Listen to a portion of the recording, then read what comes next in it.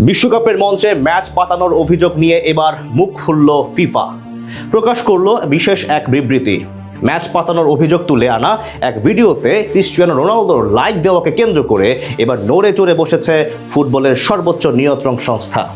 দিয়ে রেখেছে কঠিন এক জবাব।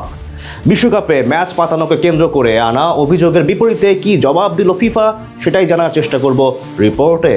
ফুটবল বিশ্বকাপ নিয়ে ভক্ত সমর্থকদের মাঝে বিতর্কের যেন শেষ নেই। বিশেষ করে কাতার বিশ্বকাপ থেকে শুরু করে আর্জেন্টিনা ফুটবল দলের প্রতি ফিফার বিশেষ নজর নিয়ে প্রশ্ন তুলেছেন অনেকেই। সেবারকার আসরে মেসিদের একের পর এক পেনাল্টি পাওয়ার ঘটনায় সন্দেহের তীর গেছে ফিফার দিকে। আর্জেন্টিনাকে শিরোপা জেতাতে নাকি বাড়তি সুবিধা দিয়েছে ফিফা, এমন হাজারটা অভিযোগ উঠেছে ফুটবলের সর্বোচ্চ নিয়ন্ত্রক এই সংস্থার ওপর। এবারের বিশ্বকাপেও আর্জেন্টিনাকে ফিফার বাড়তি সুবিধা দেওয়া নিয়ে একের পর এক অভিযোগ এসেছে ভক্ত সমর্থকদের কাছ থেকে। আলজেরিয়ার বিপক্ষে মেসির লাল কার্ডের ঘটনা থেকে শুরু করে মিশরের বিপক্ষে গোল বাতিলের সিদ্ধান্ত, সবকিছুতেই প্রশ্ন তুলেছেন অনেকে। বিশ্বকাপের ম্যাচ পাতানোর মতো অভিযোগও এসেছে ফিফার নামে। মিশরের ম্যানেজার হোসাম হাসান ফিফার বিপক্ষে লিওনেল মেসির প্রতি পক্ষপাতিত্বের অভিযোগ এনে দাবি করেছেন ফিফা চায় মেসি টুর্নামেন্টে থাকুক, এমনকি ওই ম্যাচের সকল রেফারি ও সংশ্লিষ্ট কর্মকর্তাদের অপসারণের দাবিও করেছে মিশরীয় ফুটবল অ্যাসোসিয়েশন। শুধু ভক্ত সমর্থক কিংবা মিশরের ম্যানেজারই না, এমন অভিযোগে সায় দিয়েছেন ক্রিস্টিয়ানো রোনালদো।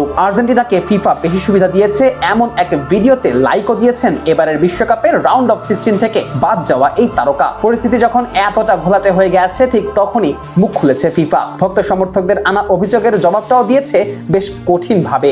ফিফা তাদের ওয়েবসাইটে এক বিবৃতির মাধ্যমে জানায়, পুরো প্রতিযোগিতা জুড়ে সংগৃহীত ও বিশ্লেষিত তথ্যের ভিত্তিতে টাস্ক ফোর্স কোনো ম্যাচের সঙ্গে সম্পর্কিত কোনো সন্দেহজনক কার্যকলাপ বা ম্যাচ কারচুপির ইঙ্গিত শনাক্ত করেনি। টুর্নামেন্ট চলাকালীন ফিফা টাস্ক ফোর্সের সদস্যদের দেওয়া প্রতিবেদন ও অন্যান্য প্রাসঙ্গিক তথ্য এবং রিপোর্টিং ব্যবস্থার মাধ্যমে প্রাপ্ত তথ্য সংগ্রহকে একত্র করে।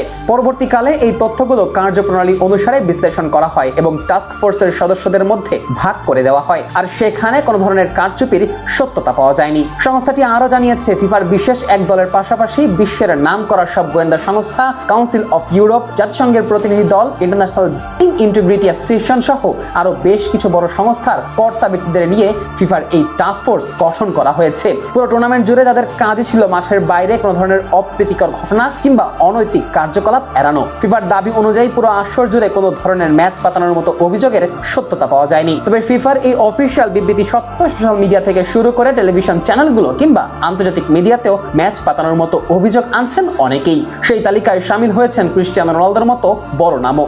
এরপরই যেন আরো সুযোগ পেয়েছেন সাধারণ ভক্ত সমর্থকেরা। যদিও ফিফা অবশ্য পুরো অভিযোগ অস্বীকার করেছে এবং স্পষ্টভাবে নিজেদের অবস্থান পরিষ্কার করেছে, তবে তা সত্ত্বেও যেন বন্ধ করা যাচ্ছে না নিন্দুকের এই সমালোচনা।